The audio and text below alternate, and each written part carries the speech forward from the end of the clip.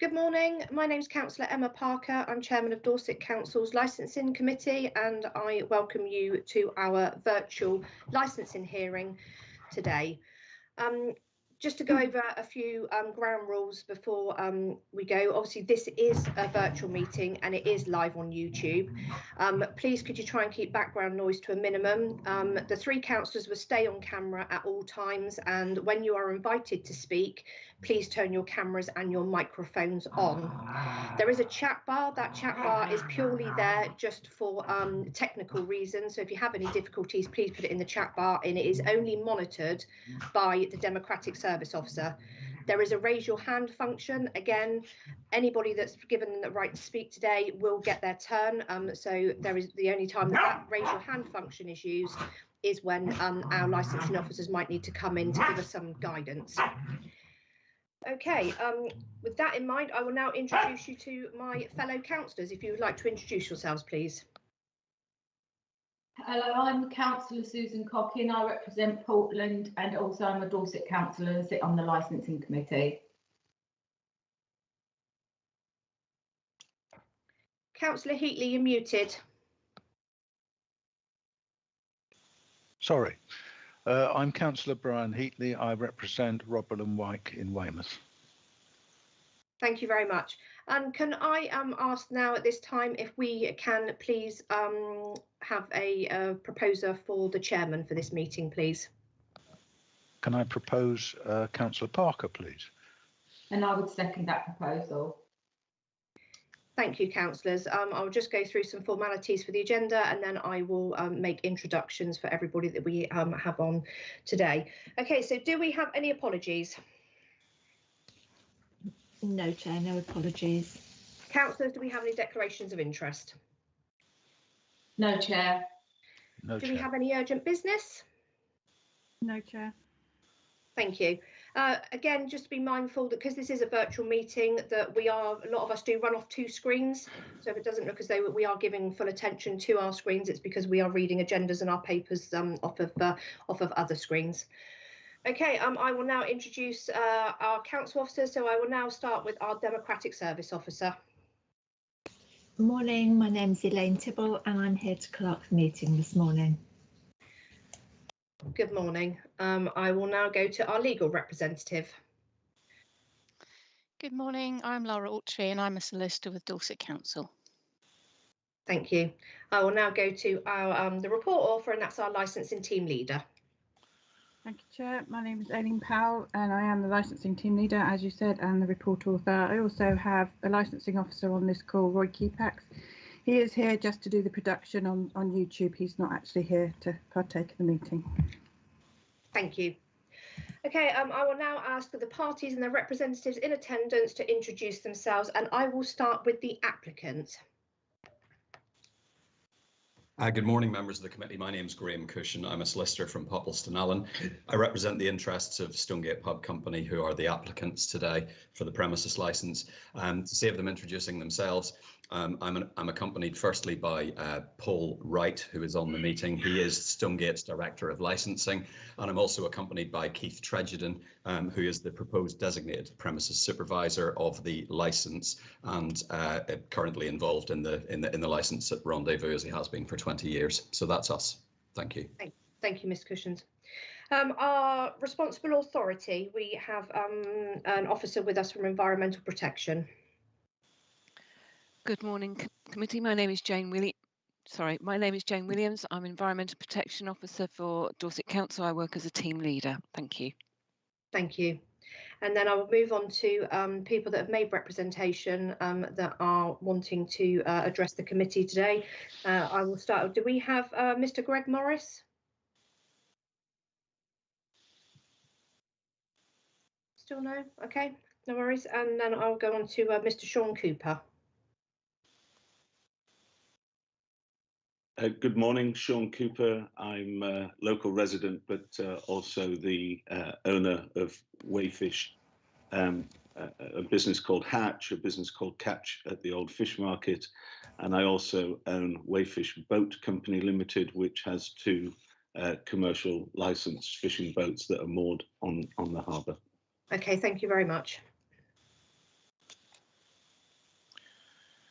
Okay, thank you. I will now move on to Aileen to introduce the report, and this is for a new premises licence application for Rendezvous external area in Weymouth.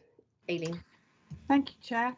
I would like to say this is not a normal new premises licence application. The history for this space is that in 2015, the premises licence for Rendezvous, which is a three-floor venue on the quayside, was varied to add the outside of the front of the premises to allow for some outside events to take place on basically high days and holidays. The application stated that the extended area would only be used between 0900 and 2300. The outside area does not belong to the premises, it is public highway, hence the need and the condition relating to a TRO or a traffic regulation order from the then County Council. The variation at that time was not objected to, and so it was added to the licence. Over time, the outside events have become more established and attracted a much larger audience, and they are now an established part of Weymouth's culture, as they were before the pandemic. Last year, 2 events were held, one in June for the football and one for the August bank holiday. A further event was scheduled for New Year, but Omicron put paid to that one. You will note that a reference is made in some of the commentary to an event in April, but there was no event at this time that this licence would apply to. However, there was an outside seating area for eating, which would have been covered by a pavement licence. It is very unusual to have this sort of arrangement whereby you have 2 very different operations covered by one licence. Not that I'm anyway suggesting that it is either unlawful or should not have been done. It was actually officers of Dorset Council who suggested to the manager of Rendezvous that it would probably be more appropriate to have 2 separate licences, so that appropriate conditions could be applied to the outside area for the events now that they are much larger than they were ever envisaged to be. And this would benefit also, in officers' opinion, from oversight of the Safety Advisory Group. So this is not a new licence, it is a separation of one licence into 2. Therefore, I would respectfully suggest that the cumulative impact zone is totally irrelevant in this incident. And as there is in addition no representations from the police and the town council who would normally be expected to raise this if it was an issue. The licence is not for every Saturday and Sunday, it is for those occasions as specified in the application, and on those occasions a traffic regulation order would still need to be applied for to divert the traffic from the area, and that would allow then the outside area to be arranged with stages and screens as appropriate for the occasion. Environmental Health are here and have requested the addition of 3 conditions relating to noise monitoring, noise management plan and some signage, and the applicant has agreed to these. 7 objections were received from business people working from the quay, and a meeting was held by the applicant to discuss their concerns. Mr Chegerden has supplied a statement addressing those concerns, and that has been given to everybody as supplementary information. Further comment has also been supplied by one of the objectors, and that has been passed to the councillors and the solicitor for the applicant. One final point, if I may. These events will carry on with or without this licence, as they have done under the past under the current licence. What this application has achieved is to give an opportunity to the objectors to voice their concerns about what happens at these events, and for the applicant to hear them and to offer some remedies to address those concerns. It also sees the formalisation of the requirement to present plans to a Safety Advisory Group, which is a specialist body of police, fire, ambulance, emergency planning officers and others, who can then have oversight of the event, have advanced knowledge of each event, can give advice to the event organiser and build their operational plans appropriately. Thank you, Chair. Thank you, Aileen. Councillors, do you have any questions for Aileen? One slightly technical question. In the conditions that are in the licence application, not the additional ones from Environmental Health, there is a proposal that the licence holder has to submit documentation to the licensing authority containing various things. You also say that this is also that something is also to go to the Safety Advisory Group. Are they the same thing that is going? They can be. But I can't find mention of the Safety Advisory Group anywhere in the conditions. The Safety Advisory Group is a body set up by the local authority to include all the other responsible authorities. It brings together the blue light services. So it is under the responsibility of the local authority. Right, but does that mean that you will, as the licensing authority, will receive the plan and send it on?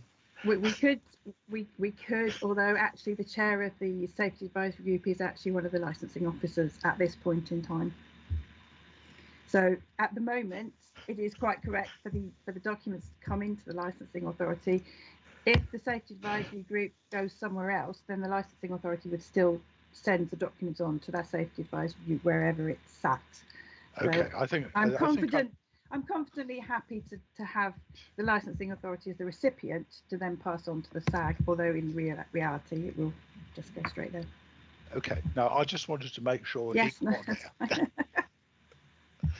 Okay, thank you. I may come back, but that's okay. No, I have no questions, Chair. Thank you, Aileen, for your very comprehensive report, as always. Thank you. I've just got two, Aileen. So in the past, any outside events that have been held that's been under the license for Rendezvous. Yes. Yeah, and has there been any TENS applied for as well for the outside area?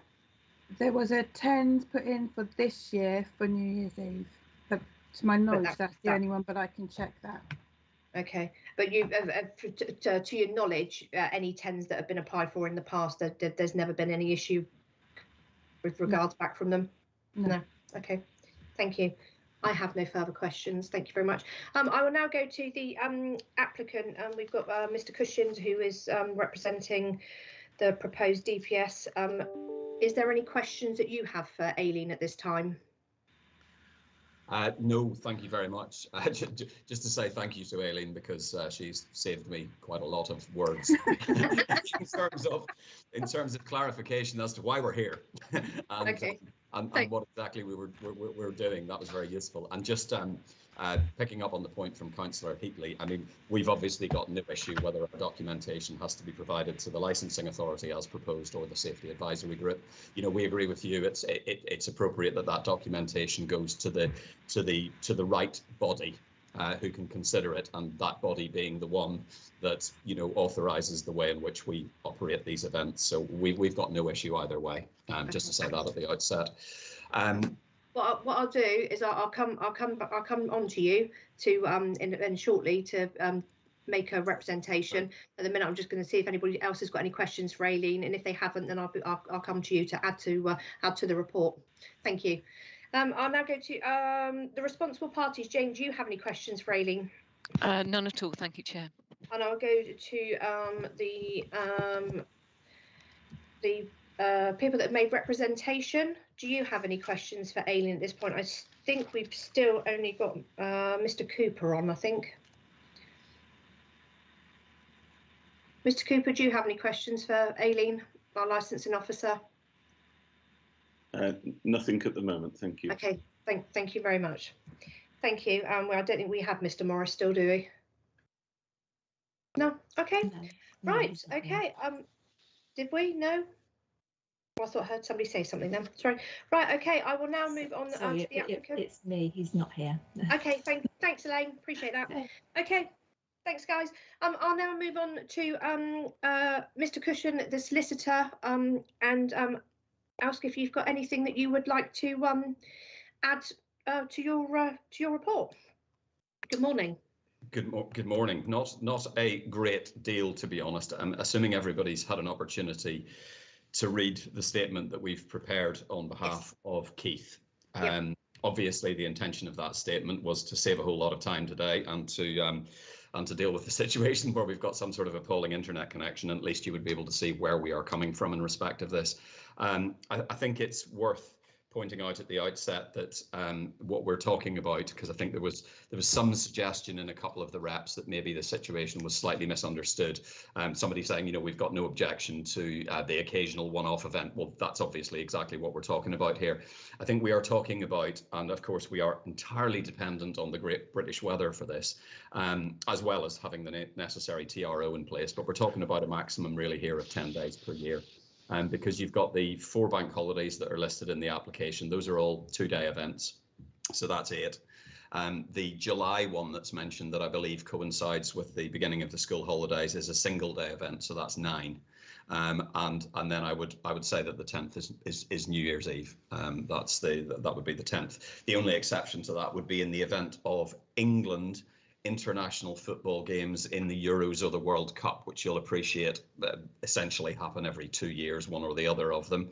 And again, only ones that would take place and indeed conclude between the hours applied for. So I'm immediately brought to mind of the World Cup, I think it was in 2002, when I can remember getting up at 7 o'clock in the morning to go and watch England games in the pub. And those sorts of timings, if the World Cup is from somewhere like Japan and South Korea as it was then, Keith wouldn't be seeking to show those. They're simply too early in the morning and would be too disturbing. And equally, if they're late at night starting at 10 or 11 o'clock, then they're not going to conclude by the terminal hour of our application, and therefore they wouldn't be shown. So it's only if they start and conclude within that wedge of time that we've applied for in the application. So I thought that was worth clarifying.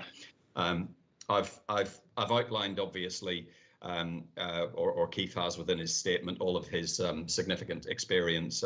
He's a well-known licensee in Weymouth and has chaired Pub Watch for 15 years and so on. I've also dealt with the history of events that have taken place.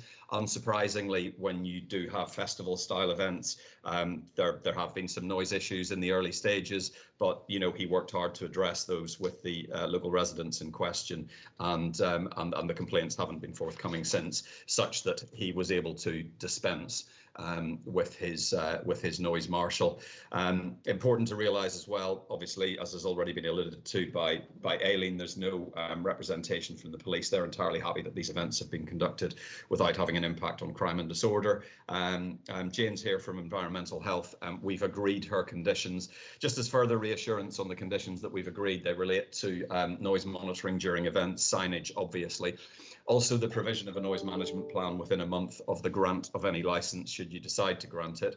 I've talked to my clients about this, and just to make absolutely sure that we're doing everything we possibly can to minimise the noise impact of these events, albeit they're only occasional and for a limited time, we will be employing the services of a professional acoustic consultant in terms of the preparation of that noise management plan, rather than just doing it from an operational perspective and from Keith's extensive experience of running these events. We'll go the extra mile on that, and we will use an acoustic consultant as well. We've outlined, and you've already heard, that the Safety Advisory Group will also be involved in terms of any events that we hold, and we will deal with them as you would expect, and follow any stipulations which they provide. I also endeavoured, with Keith's assistance, to deal with some points that were raised in representations. The first section of that part of the statement, on the second page of it under representations received, deals with the issues really that were raised in the meeting with the fishermen, and there are just some updates to provide to that since the statement was produced. On point 1, in terms of the secondary marine location, Keith has now managed to speak to the Harbour Master about that. Unfortunately, the commercial situation is such that he was told by the Harbour Master that there's no prospect of a secondary location for fishing boats during festivals. That said, that's a commercial issue for the harbour. They charge more for the visiting yachts than they do for the fishermen where they are, and as a result of that, they're keen to maintain their income stream, as I understand it, and therefore won't offer a secondary condition. But on a brighter note, under point 2, whilst the Harbour Master said that the erection of fencing to try and protect the fishermen's boats was not within his purview, as it were, Keith has spoken to the Highways Department at the local authority, and they've given him the green light to erect whatever fencing he needs, as long as he doesn't cause damage to the harbour, which he's obviously not going to. So that's good news. Equally, in terms of protection of potential damage to boats, You'll see at point 3 that we are proposing a designated marshal on the pontoon, and that is, one set of dedicated eyes and ears, plus, hopefully a reasonably menacing presence in the event that anybody decides to misbehave, but backed up entirely by the overall security for the festival, who are in radio contact, who will be in radio contact with the designated marshal, and only seconds away. I think the other points largely speak for themselves, perhaps apart from point 6, which I also consider to be quite crucial in terms of the issue of damage to boats, which has been raised in numerous representations and was a major issue for the fishermen. And Keith has now dealt with his IT department, and we understand that the Wi-Fi does now cover as far as the pontoon. Therefore, anybody who is moored there should be able to operate Wi-Fi cameras from the premises Wi-Fi system. That has huge benefit in terms of a deterrent effect to any undesirables who may think it's a good idea to cause any sort of damage. It also is very useful in terms of the provision of evidence to the police in the case that any damage it has done, which of course provides a further deterrent. So I provide those updates in terms of the points that were discussed with the fishermen at their meeting. The final part of the statement before the general observations conclusion part, if that looks slightly odd, that was simply a series of questions that I had raised with Keith, sort of extrapolated, as it were, from the representations, the written representations that were received. So at point 1, for example, there had been a concern raised by one of the people making representations about, it having an impact on the Wessex Folk Festival. Well, that quite simply happens on a completely different weekend to any of our events. So I don't think that's a major point. Noise is obviously mentioned. Well, we deal with the issue of noise. We've agreed to the conditions with environmental health, and as I said, we're bolstering that further by the engagement of an acoustic consultant for the purposes of preparing, hopefully, a bulletproof noise management plan. The damage to the boats I've already dealt with. The issue that was raised about fencing impeding a bicycle stand, I mean, I assume that did happen. I think that was purely and simply as a result of somebody putting the fencing in the wrong position, and that was a one-off. Point 5 about safe passageways. One of the representors spent a considerable period of time talking about safe passageways and so on. It's very difficult for us to be specific in our response on those, other than to say that those sorts of issues will be dealt with in conjunction with the safety advisory group in terms of means of escape, the public's ability to circumnavigate the event. There's also, in addition to the safety advisory group, Keith has significant liaison with Charlie Shepherd, not a name known to me, but a council officer, I believe, perhaps in the events department. That's certainly how he knows it. It may have a different title, but it's not as if Keith simply dictates what the footprint of his event will be. That is done very much in conjunction with the council's own events department and also the safety advisory group. And within that, of course, is the issue of people's ability to circumnavigate it and walk around it is dealt with.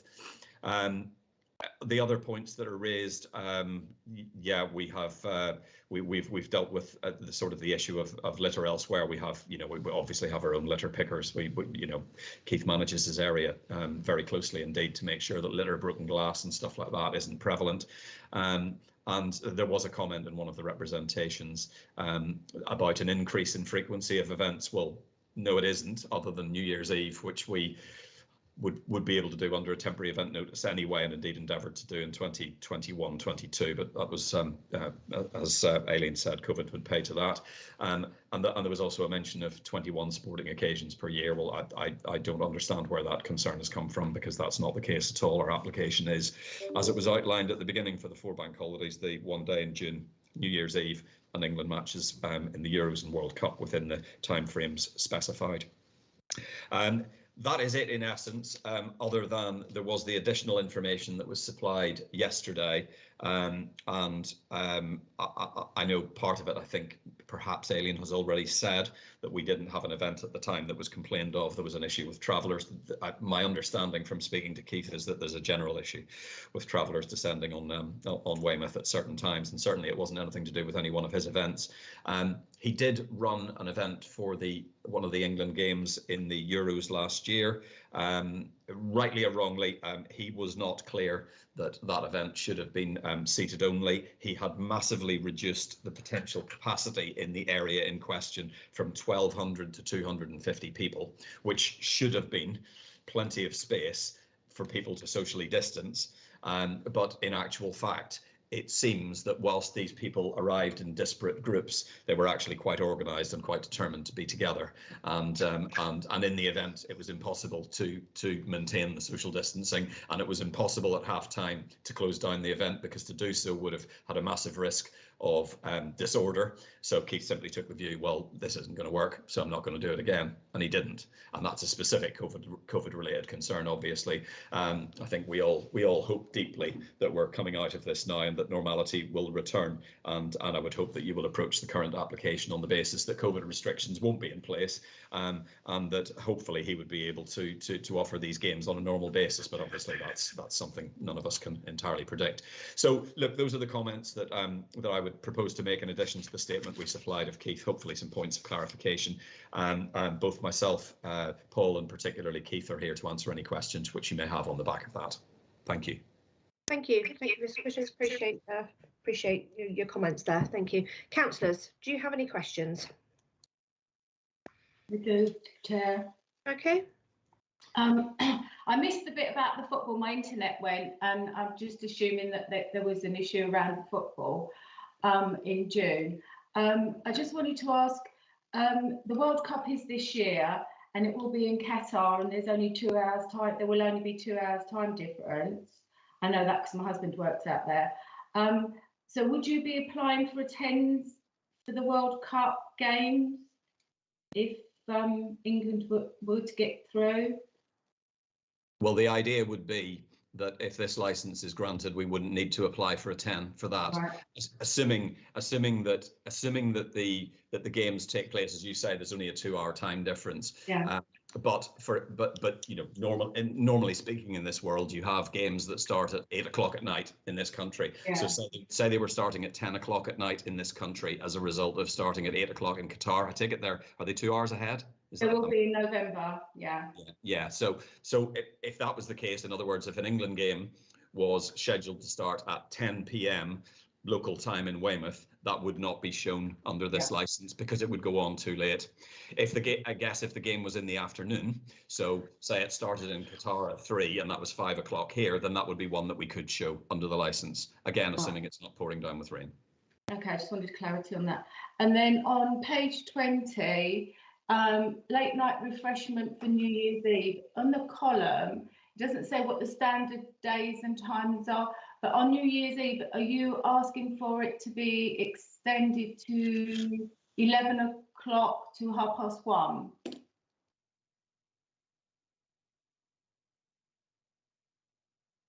Sorry, I'm just having a look at this. I just wanted to know what the timing was for New Year's Eve for the drink. Oh, sorry. Yes, no, you're absolutely quite right. Yeah, so that would just enable us to serve food on New Year's Eve whilst any event was going on. So if the event went on such that the supply of alcohol was till 1 o'clock in the morning, we would be proposing to shut up shop in terms of any outside area at 1:30, but we would like to be able to serve food until 1:30 or pretty close to it. Obviously, that being the responsible thing to do to hopefully offset some of the effects of alcohol. That would be. That's lovely. Thank you. That's all at the moment. Okay, Councillor Heatley. Yes, I was grateful for your explanation of just what days were covered by this. Partly because we need to know that, but also because of the combined effect, how many days we're talking about altogether. I think I understood you to say that at Easter bank holiday, there would be 2 days, presumably the Saturday and the Sunday. Similarly, May bank holiday, May spring bank holiday and August bank holiday, so making 8 altogether. And then in July, it would be 1 day, and New Year's Eve is 1 day. So we were talking about 10 in total. That's a good explanation of what that means. I think if you look at what is in the form in box M, it refers just to Easter bank holiday. It doesn't refer to what days of Easter bank holiday. And indeed, you could interpret it to mean the Monday. So I think if I've got it right, it seems to me that will need to be changed to be just a bit clearer. If I can just come back on that, if you look at the detail of the form in the different boxes, for example, the supply of alcohol and recorded music, for example, it all only relates to Saturday and Sunday. Yeah. It's all right. Okay. You've got to look at about 3 things at once to work out what's actually going on. But I assure you, it is limited. If this license is granted, we haven't applied for any Mondays, so it can't, unless it's an England game or New Year's Eve. But so yeah. So the basic application here is for the 10 days plus football. You got it. That's it. Right. I would imagine that the organisers will want to get at least the later games, and they normally do quarterfinals, semi-finals, and so on, into friendly times for Europe. And I think it's quite likely those games will be kicking off at kind of 8 o'clock in Europe, because that's where the main market for football watching is. So we may be talking about the absolute maximum number of football games is, I think, 7 if England go all the way. I think some of those are going to be at shorter times, and so probably the maximum is going to be 3 or so, something like that.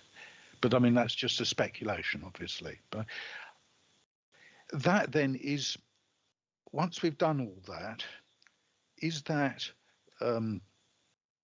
the end of your ambitions for festivals of this kind in Weymouth, or are there likely to be 10s as well, temporary event notices for other odd things? No, my understanding is that's the end of it. We were applying for this license in the manner that we have to avoid the need for temporary event notices. Right. It was as simple as that. So no, this is it. I think Keith mentioned in his statement that in the festivals and stuff, he doesn't actually make a lot of money. He just really enjoys doing it and feels that it's, popular and well received. So, but I mean, it's important for us to have an idea what that limit is, because we have to strike the balance between the disruption to the lives of the businesses and the people who live around the harbour, and the fact that lots of people enjoy these things, and to that extent we want them to happen, but not too many. So I welcome that clarification. There was something else I was going to ask. Oh yes, of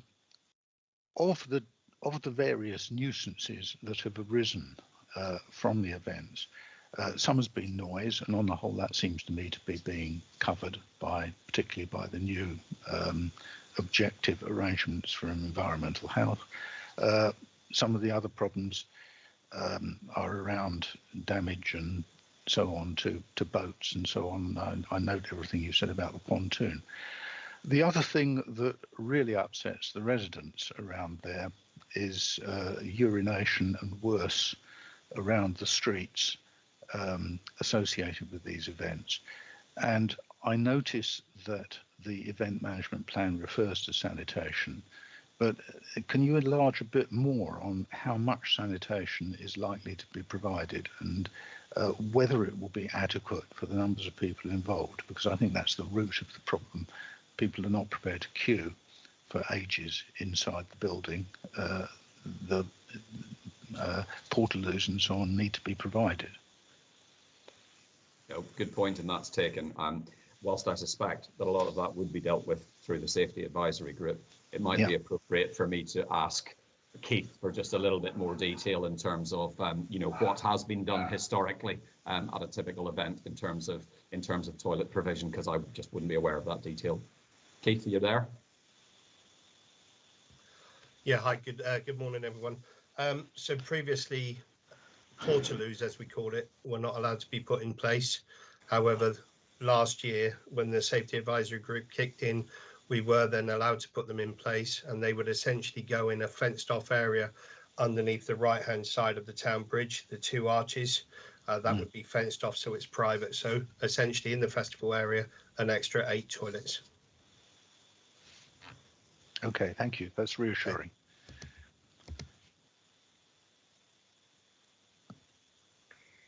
Any further questions, Councillor Heatley? That's me, thank you. Okay, thank you. With regards to the outside area, approximately how many numbers can that outside area accommodate? Keith, again, can I defer to you on that? Hi, yeah. So we had a fire risk assessment done, and it was based on 850 for a music festival and 1,200 for a sporting event. And does that include all staff? That's the complete number. Includes all staff, yeah. Okay. Also, obviously I've read about the noise marshals, the pontoon marshals, which is really good to have. Is there anything that you put in place there? I mean, obviously you say as well that you've got that you'll have a phone that's available. So I assume anybody that's local to you, any businesses, any residents that have got concerns there, that they can contact you, and the concerns will be dealt with. Will you make a log of those concerns? Absolutely, well, yeah. To ensure that obviously if anything if anything comes up, you've got the information there. With your events in the past, have you had any real concerns? I know you said sort of like 5 years ago you had a bit of a time of it, and after that, obviously with liaising with locals, that you managed to come to sort of like a happy medium, and you said you've not had anything since then. With going forward, if this license was granted, would you be prepared to actually carry on with the liaison with people within the facility, just to let them know what events will be taking place, and just to give them a bit of give them a bit of a heads up what might be taking place, and if they have any concerns, that obviously you are available for them to contact? Sure. So firstly, on that, the mobile number will be made widely available to anybody. All calls will be logged. I've already agreed with Jamie, the harbour master, to have a wash-up meeting the week after the festival, and I would be more than willing to do that with any authority or any residents or local businesses. Okay, thank you. And events that you've had in the past, as far as you're concerned, in the outside area, that they've run smoothly. Obviously, you've said you've had no concerns for 5 years, so can only assume that everything was. In the 14 years that the festival's been running, we've not had one 999 call. We've had no issues whatsoever. Okay, that's reassuring. Obviously, with you being in the community impact zone as well, that's one thing that we need to be very mindful of. 100%. We don't want to add to the impact of that. I'm sure I'm going to have more questions as we go on, but I will come back to you. But I thank you for answering those questions. Okay. Appreciate that. Councillors, do you have any further questions? I have one. Councillor Cocking. Sorry, it was just back to the toilet facilities, and it was 850 for festival or bank holiday weekend and 1,200 for sporting event. Does for the outside, do people have the access to the indoor toilet facilities as well during these events? Yes, absolutely. Yeah, we've got 2 sets of toilets, one on the lower ground and one on the upper ground. Okay. That was all, Chair. Okay, thank you. I will now move on to Elaine, our licensing officer. Elaine, do you have any questions? No, thank you, Chair. Thank you. I'll go on to environmental protection. Jane Williams. Jane, do you have any questions? I don't, thank you, Chair.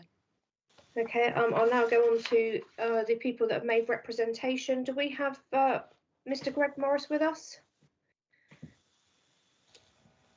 No. No, Chair. Okay, thank you. I'll now move on to Mr. Sean Cooper. Sean, do you have any questions for the applicant? Just one that Graham just alluded to. He's just made a statement that says the Rendezvous doesn't make any money from doing this. It's just the enjoyment of holding these events that gets Keith out of bed in the morning. I have a strong feeling that that's not true, and I think that we need to take this meeting seriously and not just offer flyaway comments like that. All I would say is that I've got quite an intimate knowledge of the Rendezvous's financial performance. I used to be a partner in a private equity firm. I used to be a consultant to major banks in the city. And at one point, I did have sight of the Rendezvous's books. And I know for a fact that they make a lot of money from their events. Yeah, with regards to the comment that was made, obviously the finances of the business are not what we're here for today. What we're here for today is purely to take this license that we have in front of us. It would be something that, you know, not something that I would particularly take on board as a comment, and I don't really want to get right into the nitty gritty of the finances of Rendezvous. But I think it just, at this point, with respect, I think it just makes a mockery to say that we're doing this because it's a bit of fun. It's not. Okay. This is a serious business, and the serious business is that it impacts every other business. And therefore, to say that it's not the case is simply not true. Okay, I'll take that comment on board. And as you have sort of raised it as a question, I will go back to Mr. Cushin to see as to whether he wanted to answer that for you. But that would just be out of courtesy, but obviously not something that, you know, we would take into view to review or decide Sure. This application. Mr. Cushin, did you want to come back with a response? Yeah, I think we may need Keith to go into this a bit if it's really necessary. But yeah, like I said, I don't really want to get into the ins and outs of the finance. Like I said, I'm not sure it is. I think from what Keith said to me, the actual festival itself doesn't make money, but obviously it does have a positive knock-on effect, not only on the Rendezvous pub and other pubs in the area, but also loads of other businesses. So, okay. You know. No, I'm happy for that for a reply. Thank you. Mr. Cooper, do you have any further questions at this time? Obviously, I will come back to you for you to add to your representation shortly. No, nothing more to add at this point. Thank you. Okay. Thank you very much.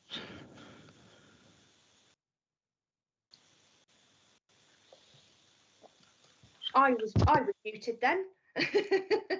I think I've covered everybody that I need to in that respect. So now I will move on to our responsible authorities, and obviously I have Jane Williams from Environmental Protection. Jane. Thank you for your time. The representation that I put forward and withdrew is under Appendix 2 on page 31. All the conditions I wanted to have attached to a license, should it be agreed, have been agreed by the applicant. I'm really here just to answer any further questions should they arise from the conditions proposed. Okay, thank you. Councillors, do you have any questions?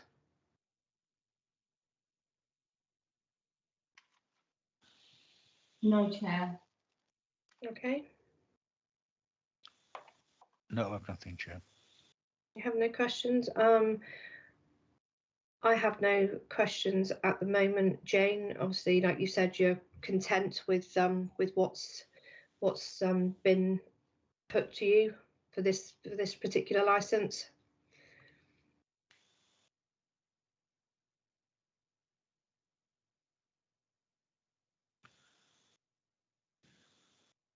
Yeah, I don't have any questions at the moment. I'll go to Aileen. Aileen, do you have any questions?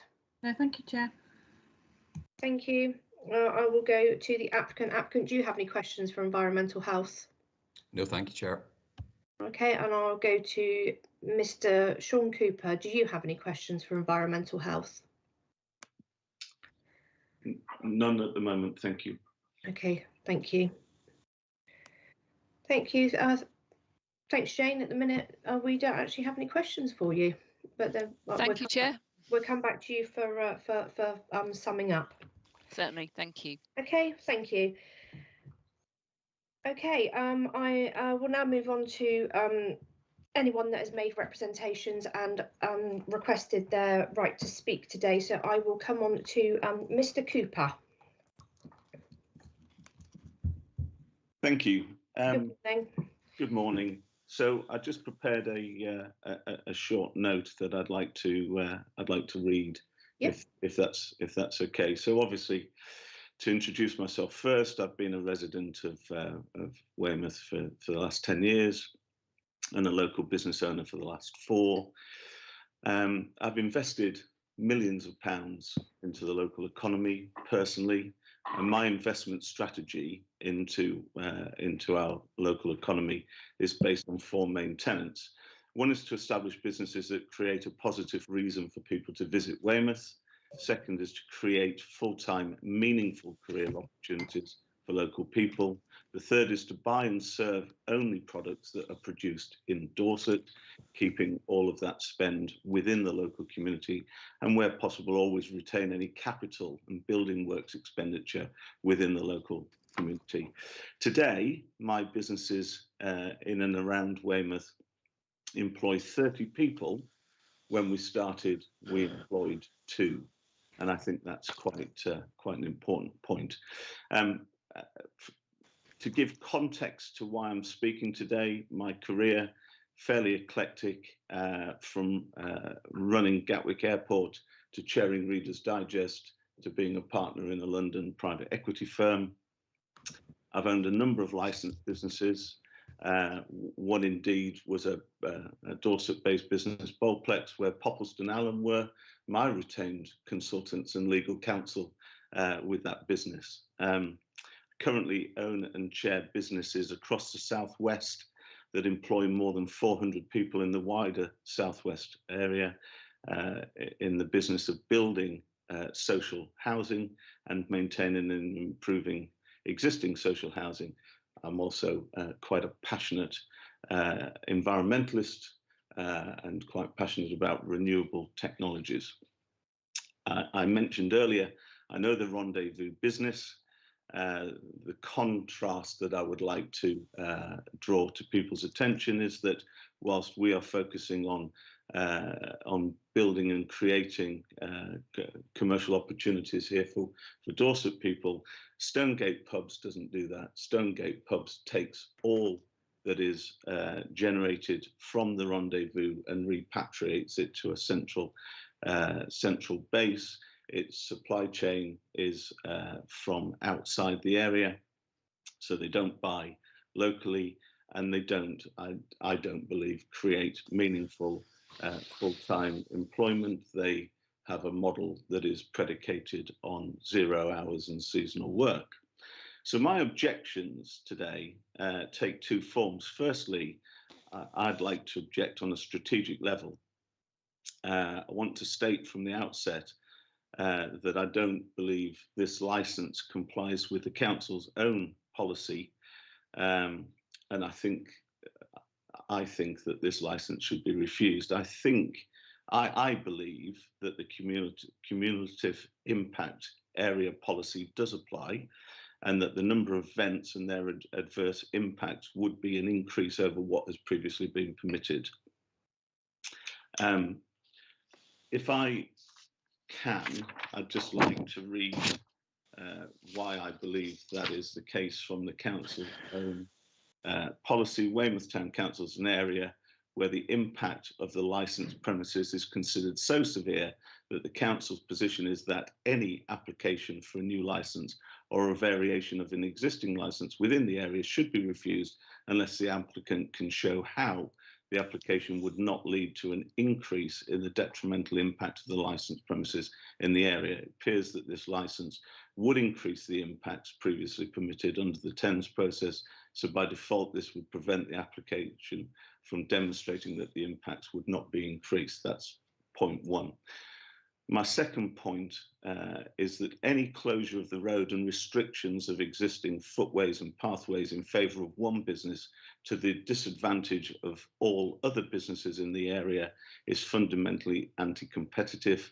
It causes a substantial loss of trade to all the businesses that try to trade on Custom House Quay. And it does it at the most important weekends of the year. So it couldn't be a more detrimental impact if it tried. Point three is that Dorset Council and Weymouth Town Council have declared licensing objective to support, encourage and enable the growth of a continental cafe culture. And this is abundantly evident by the millions that are currently being invested in the ongoing redevelopment of Custom House Quay. Granting this licence would not be aligned with the council's own strategy and the related investment and vision for the area. I've got a two-line email here from John Orrell that says, "Dear Sean, gentrification and promoting the area as a culinary and cultural destination has always been my aim, to keep the best of the old and update the area so it's attractive for families and eating out all year round. Your enterprises at Wayfish are the pinnacle of this endeavour. Best wishes, John Orrell." Point four of my objection: as a coastal community, our economy is currently geared to busy summers where every business hopefully makes money, and then very quiet winters where businesses either close or hang on by their fingertips. Granting this license would ensure that its regulated activity would dominate the harbour for all peak holiday periods and beyond. It would devastate existing trading opportunities for local business operators and suffocate any growth opportunities to develop more cosmopolitan activities that would attract a more diverse range of visitors to the area. Point five, granting the license would further underpin what I consider to be the poor drinks-led reputation of the town. It would deter other visitors from coming to the immediate area during peak holiday periods, and this would reduce the use of and expenditure towards adjacent harbour businesses. It would also prevent the regeneration of Custom House Quay from moving forward by limiting its identity. And point six, granting the licence would reduce the living and working amenity and environment of other people living and working in the area of the licensed premises. It would also add to the tax burden of every resident in Dorset County. Why should each resident and each business in the county see their council tax contributions go to the funding of extra police, extra refuse collection, extra provision for drug and alcohol abuse, and extra council department time dealing with the complaints for events that are purely alcohol sale led? These six above points of objection are supported, I think, by the following legislation, policy and duties lifted directly from the Council Statement of Licensing Policy 2.13. Dorset Council is a major provider of facilities for public recreation. The Council has a tradition of promoting a wide range of cultural activity for the benefit of residents and visitors alike. 2.16. Dorset has a long-established reputation for the encouragement of community and diverse cultural events and public entertainment as an essential aid to community involvement and the increasing sense of common identity. 3.12, the Licensing Act is meant to encourage the growth of the continental style cafe culture with staggered closing times and light touch regulatory regime, and the council will seek to support this ethos when encouraging new businesses to set up in the Dorset Council area and the expansion of existing businesses. It has recently demonstrated this I would suggest, by extending all of the sitting out areas for all of the businesses that operate on Custom House Quay, and of granting licenses. So by its very nature, I've been the recipient of 2 licenses for 2 businesses that are doing exactly what it is that the council state their aim is to do. And 3.13, where the council considers that there has already been an unsustainable proliferation of licensed premises, and that area is suffering from the effects of too many licensed premises or an unbalanced mix of cultural offerings, which I believe this is, then it will introduce a cumulative impact policy to attempt to limit the negative effects of such proliferation of premises. This does not mean that new premises will not be able to open within the proposed area if adopted, but will instead seek to ensure that the area has a cosmopolitan mix of activities to attract consumers. So that's my strategic objection. And then we turn to the 4 licensing objectives.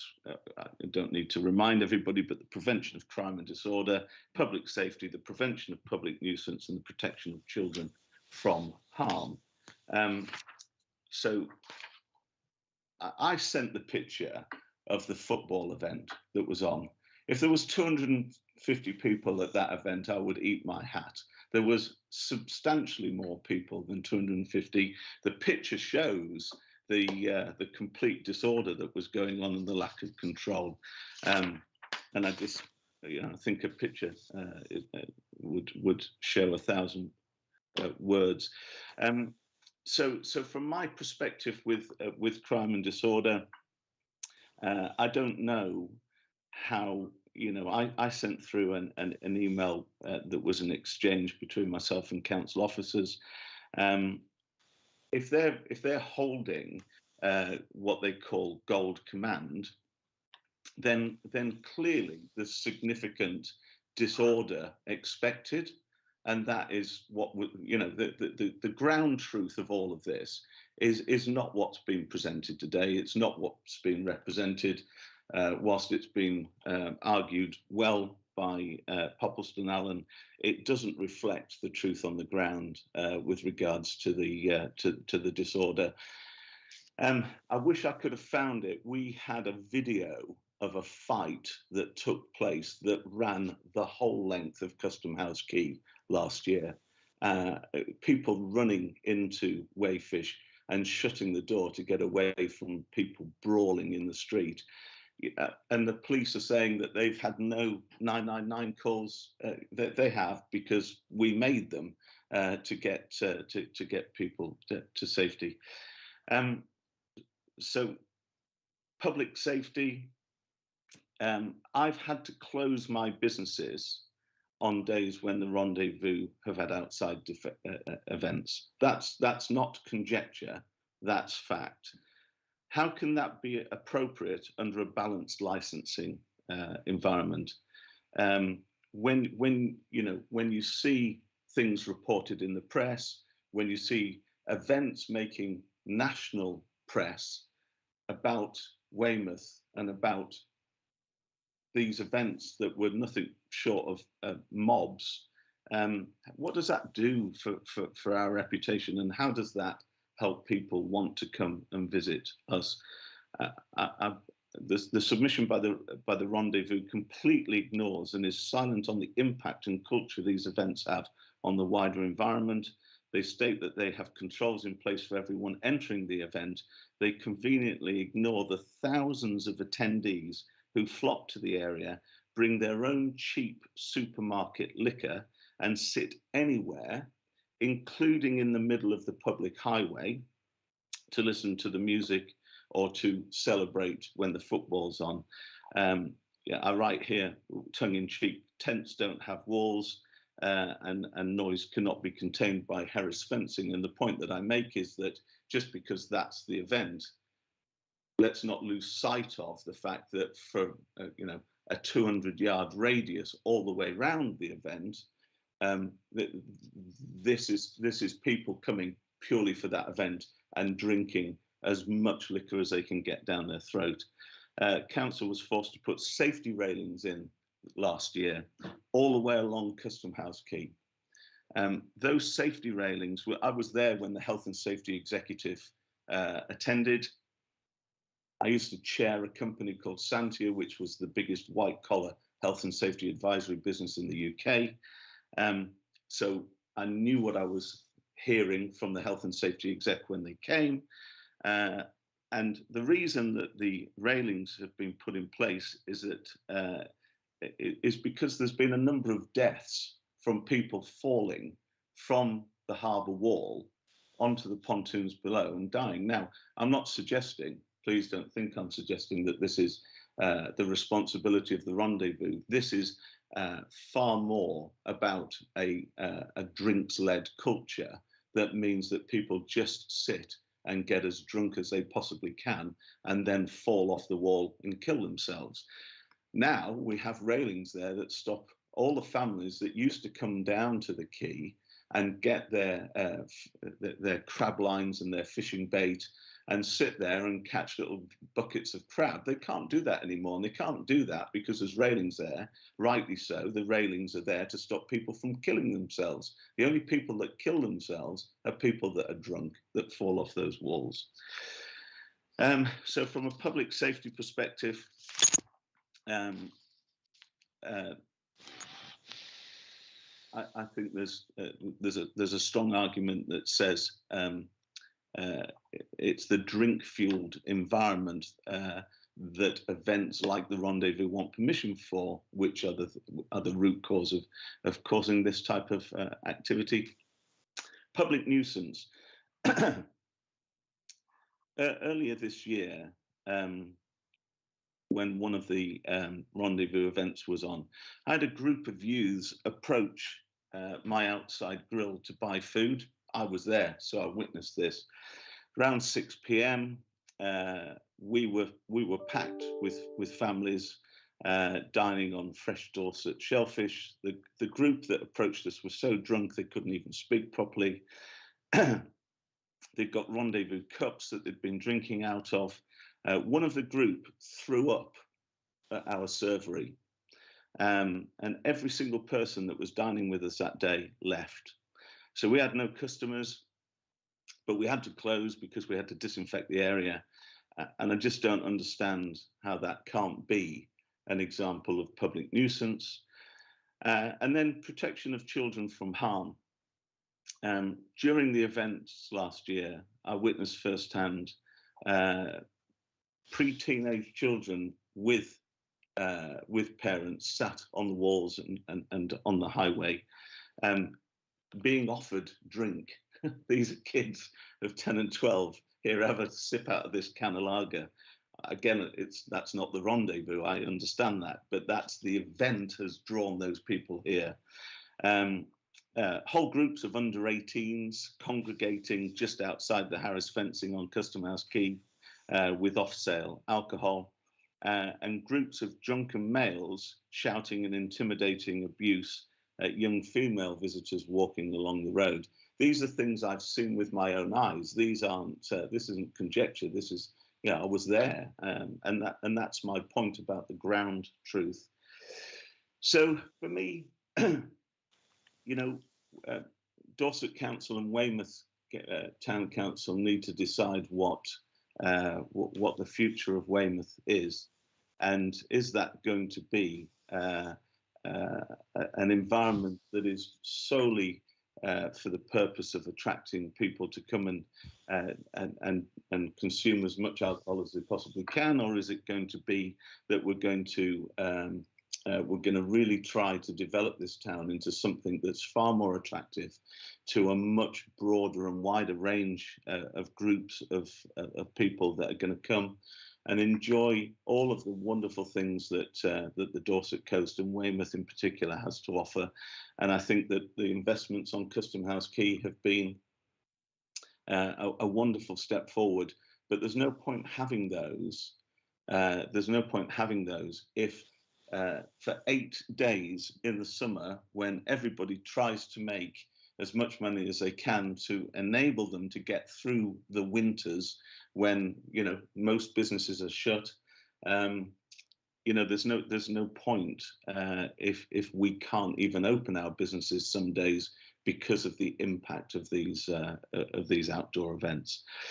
So I feel quite strongly about it. I think you get that sense, but I don't think it's from an emotional standpoint. I think it's from a very objective and rational standpoint of really seeing what goes on the ground and understanding. So, you know, so much of the damage to my boats doesn't get reported because what's the point? The police aren't going to come anyway. And when they do, it's 2 days later and the people, the perpetrators of the crime have gone. You know, are we to get to a point, part of the renovation of the old fish market, I've left wiring in to put external cameras in. Is that where I need to go to so that I can provide more filmed evidence of the impact of these events on the business and on Custom House Quay, so that we start to bring to life exactly what is going on the ground. So anyway, I could speak for another half an hour. I'm not going to do that, but thank you for giving me the time. Thank you, Mr. Cooper, and thank you for all the information that you've just supplied there. Councillors, do you have any questions for Mr. Cooper?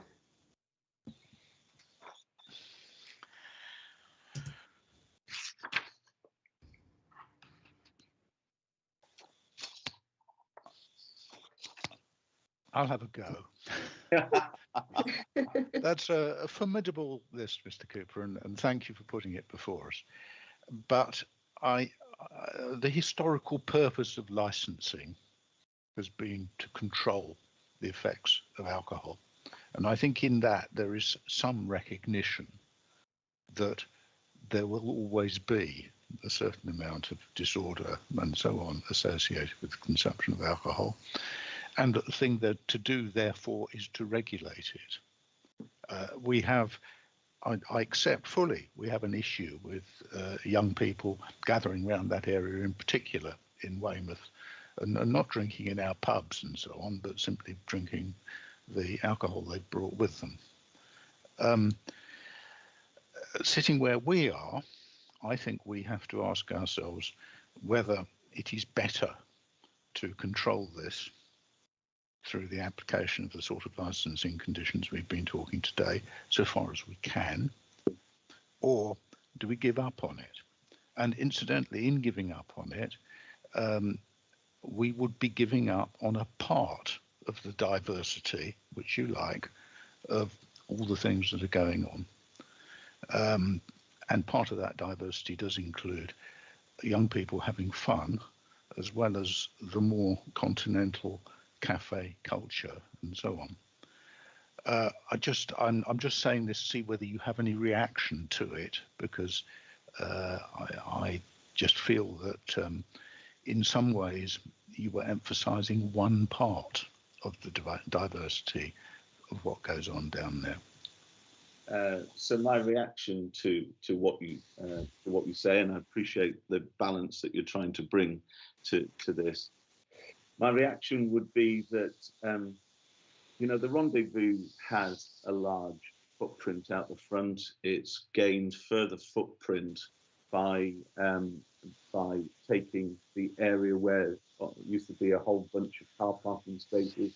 They now have that for seating out as well. So they have expanded their outdoor activity significantly, but it's the self-regulation of people congregating in that area is that, yes, there's always visitors to the area, and there's always an element of that is undesirable. But it's when an event is on that it's not.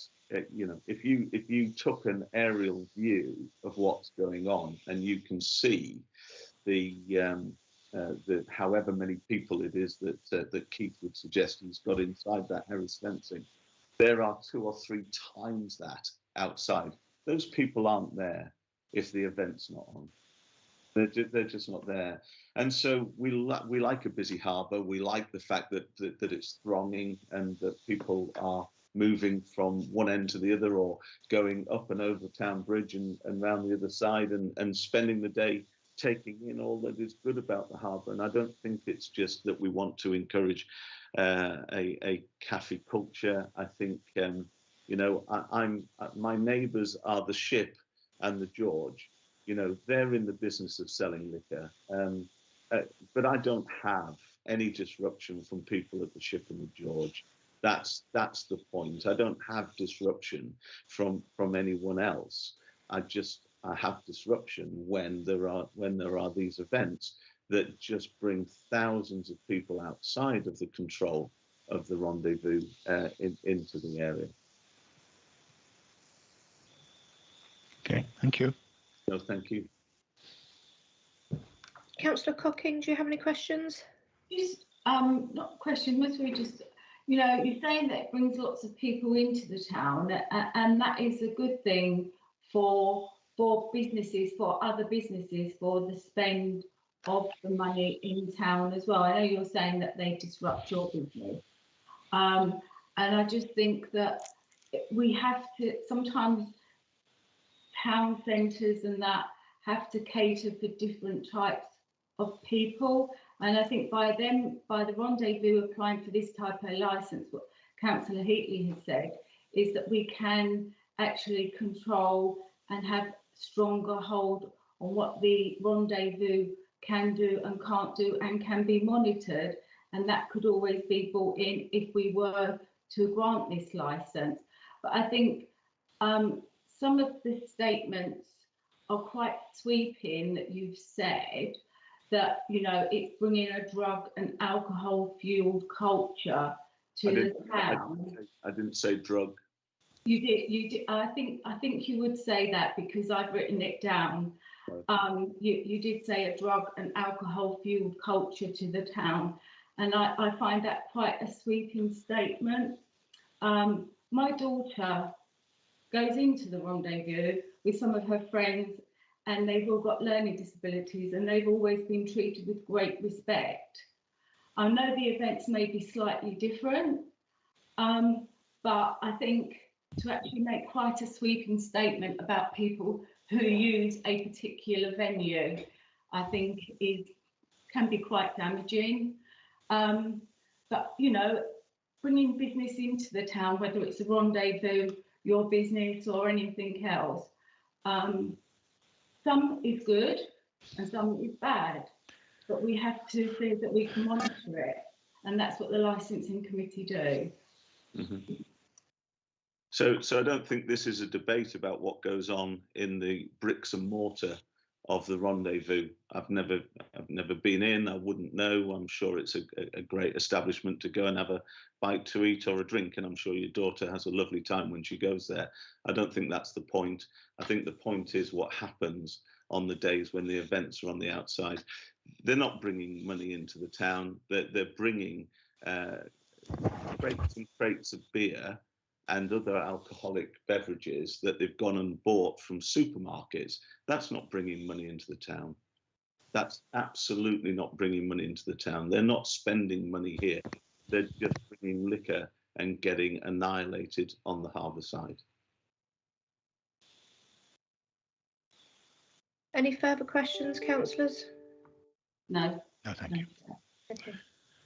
Thank you, Mr. Cooper. So one of the questions I was going to ask is the location of your business, which you've already stated that you are between two premises. That's where you're situated. You clearly see a big difference in what goes on in the harbour when there are outdoor events on in that area.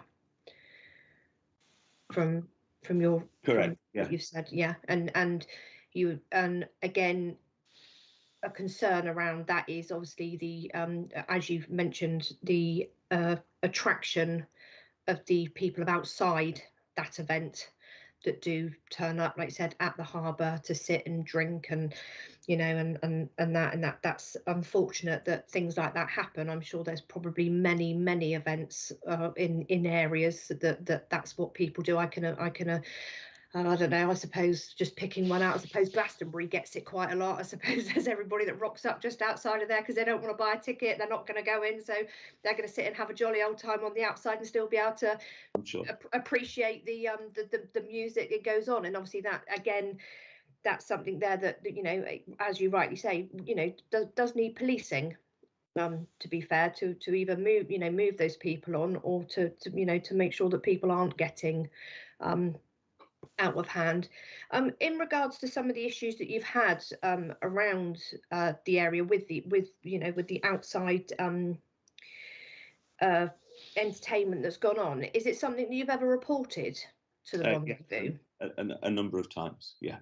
And have you ever had anything sort of like constructive back, or has it just been that your comments have been noted? We've had to have police attend. We've had to call 999 and have police attend. So I'm sat here, I'm completely at a loss as to how that isn't then connected by the police, that these are events that are happening in that locality on days when these events. So that's when the outside events have taken place. Correct. Yeah. And is that and in regards, when would you say that sort of time scale was? During last year. Okay. And was that mainly calls in just to say that people were being disruptive and antisocial behaviour, or was it damage to vessels, or? But both of those. But there was one particular occasion where we had people that we just we were acting violently and quite threatening in the area, and we just had to close the shop and call the police to get them moved on. So, God, it's I just, whatever happens with this license, just please, the three of you, just come next time. Next time there's an event, just come and sit down there on the weekend and just see what goes on. Either that, or I will film the whole 48 hours and I will send it to you, because I will put my cameras in, and then it'll be undeniable evidence. You'll have the on the ground truth. One thing I would, I will point out now, because obviously you've touched on the license, should we grant it or whatever.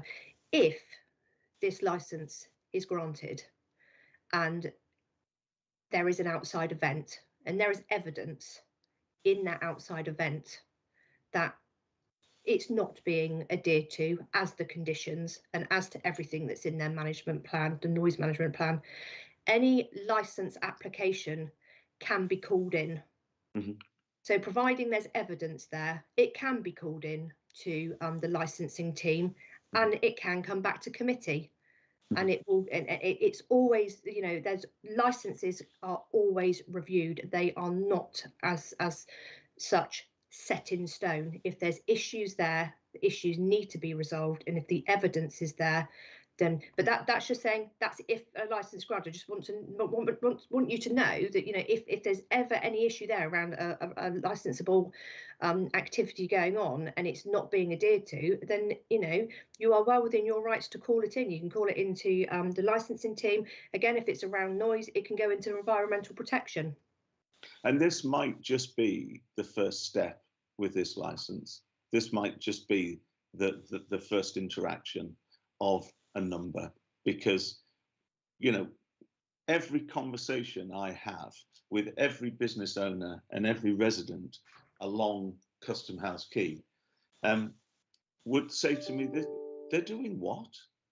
They're applying for what? That can't be right. And I say to them, well, what? Why haven't you put a representation in? And they're just like, what? Their words, not mine. What's the point? And that's not to say that there isn't a point, because I'm here today and I think there's a point. But people have this apathy with regards to how to take some degree of control and to improve their environment. And you know. So you know, you talk to anybody along there and they're like, no, not another event. They're going to do more events. No, that just kills us every bank holiday weekend, you know. So let's see. You know, I've been in licensing for a long time now, and I do come from a background of being a manager of a licensed premises as well.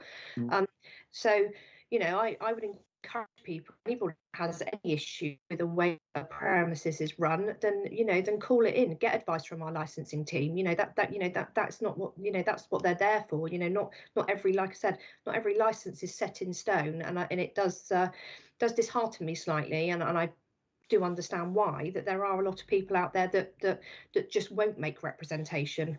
And the reason, one of the reasons why they won't is because we're here today, and you've got you've got one of the directors of Stonegate Pubs on this call. You've got one of the partners at Portaloo on this call. You've got Keith on this call, and people are thinking, you know, how can I stand up and say my bit when I've got people who've spent the last 30 years immersed in licensing law, and they're just going to turn my arguments inside out. You know, I because of my background, have a little bit more intimate knowledge of how these things work, and that's why I've been able to pull out what I think are the relevant points within within the council's policy with regards to licensing. But, you know, I might be one in 1,000 people that might be able to do that, and to the man or lady in the street, they say, well, I don't like that. I don't like somebody urinating across the wall. I don't like somebody vomiting there. I don't like that fight really disturbed me, but they might not know what to do about that. So anyway, let's see. Well, I would, you know, speaking, I would encourage people, because I'd like to think that, you know, when we do these hearings, that we give everybody a fair and level opportunity to have their say, regardless as to whether they are a resident, whether they are a solicitor, whether they are a barrister. I agree. But, you know, yeah. And it's quite interesting, isn't it, that the boat, the commercial boat association, represented by Dave Pittman and Bob Summerhays, objected, but they're not on this call today. I'm a member of that association because I own 2 commercial boats in the harbour, but they're not satisfied with what Keith has suggested or recommended. Well, but yeah, I mean, you know, with regards to that, people that make representation, obviously we read those representations, and when we, you know, we take those representations into account, we give them the appropriate weight when we make our decisions. And unfortunately, when we haven't got somebody here that you know can add to their representation, you know, obviously we do take on board what we have in front of us, because unfortunately that's all we can take on board. Unlike today, you've managed to come and you've managed to add to your representation. So I do thank you for that. And just on that, so let me just describe. You know, I've got 2 commercial fishing boats, £250,000. We employ 6 people, 6 livelihoods on those boats. Broken glass, cigarette burns, broken windows to the boat, damaged locks, obviously people urinating onto the boats, people throwing up on the boats. So somebody even had last year one of those battery operated angle grinders, and they ground off the shackles that hold the chains that stop people getting through onto the commercial boats outside of my business. They were swinging them round in the middle of the road. I mean, somebody's going to get killed. You know, that's the sort of activity that's going on, and the sort of damage, low level. It's not like somebody's got on there and, you know, and damaged a £20,000 engine. It's low level damage, but it all needs fixing. It all needs tidying up before somebody can then go to sea to earn a living. Yeah. Well, thank you, and thank you for answering our questions. I will ask everybody else if they have any questions for you, if that's okay. Of course. And what I will do, I'll come back to you after I've done that. I'll come back to you for summing up, if you wish. Okay. Aileen, do you have any questions for Mr. Cooper? No, thank you, Chair. Thank you. I'll now go to the applicant. Do you have any questions for Mr. Cooper? I don't, thank you very much. Okay, thank you. I will now go to the responsible authority, environmental protection. That's Jane. Jane, do you have any questions? I don't have any questions, Chair, but what I would like to say, if you don't mind, if there are deemed low-level disturbances, it's really important that they are reported to the police, even if the police don't follow it through to the nth degree, because this builds a picture, a cumulative picture, that they will then, if they feel it's appropriate, they will then take a review against any licence. It's not just so the responsible authorities have the ability to take a review just as individuals or a group of individuals do. So I just wanted to say that. Thank you, Chair. And that's why I was incredibly surprised that the police didn't make a representation on this occasion. I was shocked that hadn't been the case. Okay. Thank you, and thank you for clarifying that, Jane, as well. Yeah, right, as Jane said, obviously any local authority, i.e. environmental protection or the police, can call a licence in for a review. So thank you. Okay, I believe we've covered everything. I believe we still don't have, I'm just a bit mindful that we did have another, somebody else that wanted to make representation. Mr. Morris, just want to clarify that we still don't have him? No, we don't. He's not here. Okay, that's fine. I just wanted to check just in case he had made a late arrival. Okay, thank you for that. I'm now going to give all parties the chance to sum up their case, and I'm going to do that backwards. So I am going to come back to Mr. Cooper. Mr. Cooper, is there anything you'd like to add in your summing up? This probably won't be very popular with the Stonegate pub guys, but not only do I object to this licence, but I'd like to see us in a world where we don't have any closures of the road and any outdoor events at that venue. I think if we're going to have venues, if we're going to have events, I think we've got such quite a few other places within the harbour environment that would be perfect for outdoor events where it could be properly controlled. I'm thinking of the peninsula. You know, the seafood festival was held on the peninsula this year. It was such a significantly better event than it was when it's held on the harbour. It was much safer. It was much more controlled. It was much more enjoyable. And so, you know, for me, if we want to show football on big screens, if we want to have live entertainment and live bands, fantastic. I'm all for it.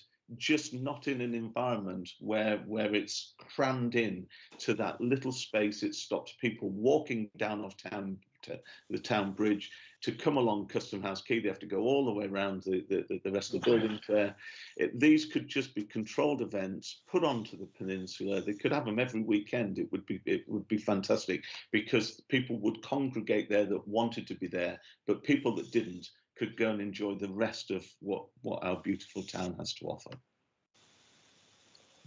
Thank you. And again, thank you for your comments. Thank you for your written representation, and thank you for joining us this morning. Thank you. Okay, I will now go on to our responsible authority. I've got environmental protection. Jane, do you have anything to add to summing up? Thank you for that opportunity. I don't actually, Chair. Thank you. Okay, thank you.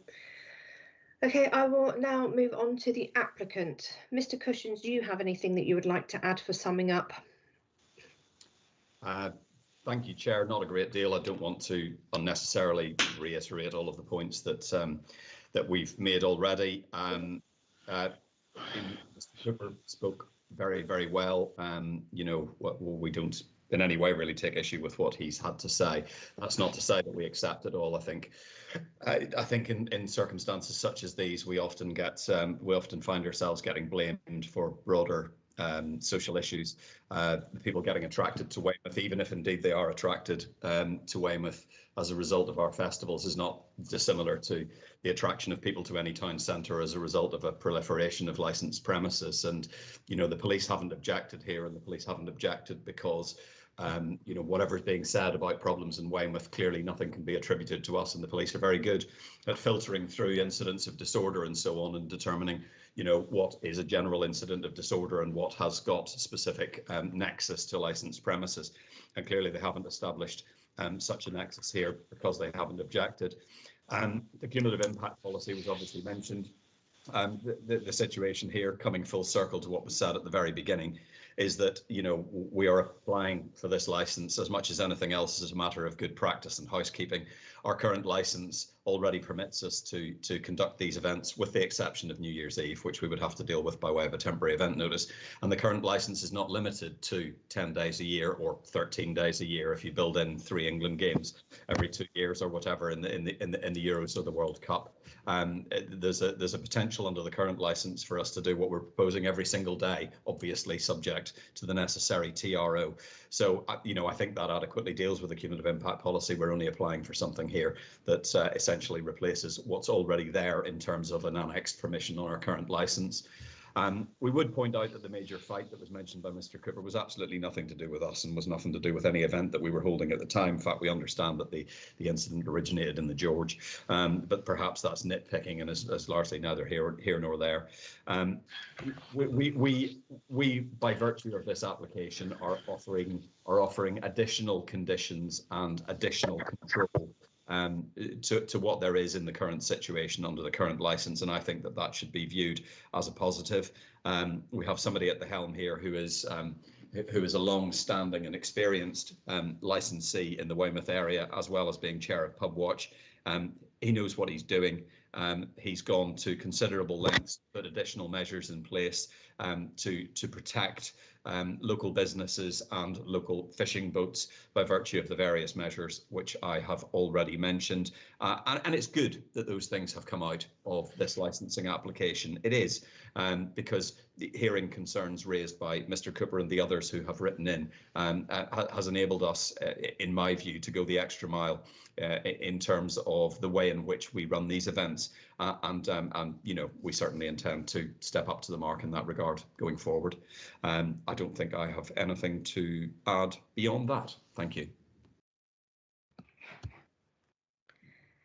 Thank you, Mr. Cushins, for that summing up.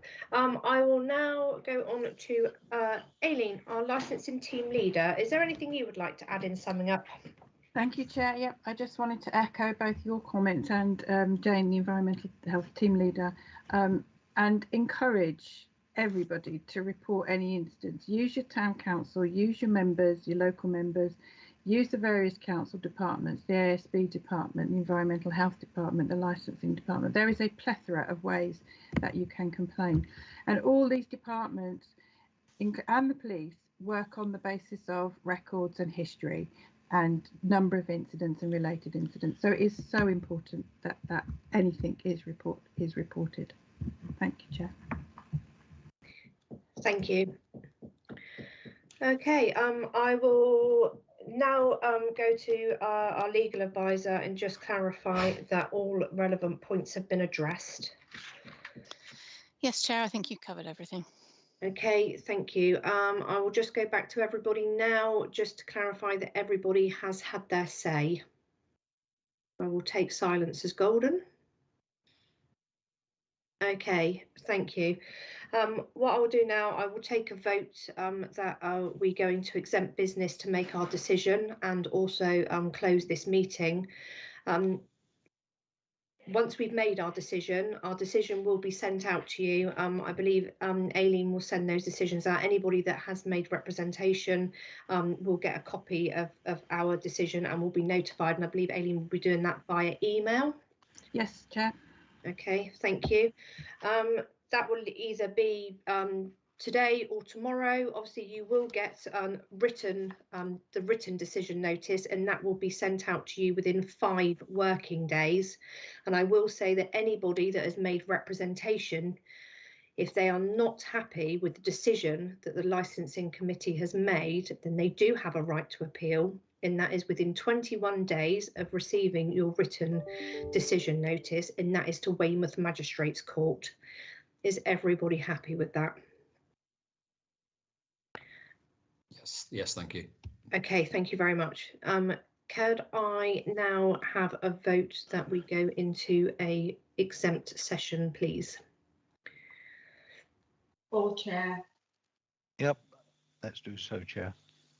Thank you, councillors, and thank you everybody for attending this hearing this morning. And I will now draw this meeting to a close. Thank you. Thank you very much.